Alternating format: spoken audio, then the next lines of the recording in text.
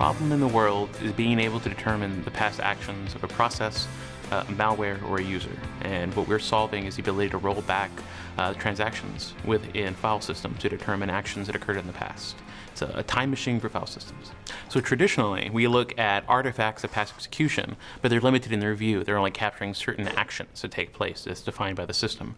What the file system journaling, which has existed since year 2000 for Windows, has enabled us to do, and as far as other operating systems, is see a more granular perspective of all the changes that are occurring if it touches the disk. So it provides us a much better window of understanding activity.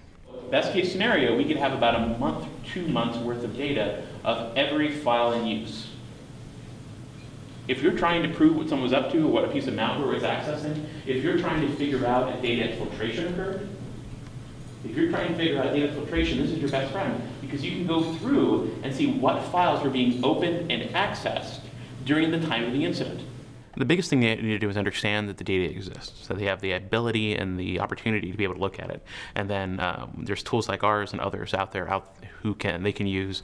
The majority of the tools that I know of right now are free, or at least free beta, and they can start getting a better idea of the types of transactions and changes to be able to understand kind of in a greater detail the actions that are taking place that can lead to a whole lot more data to help them understand and explain things to those that are asking them.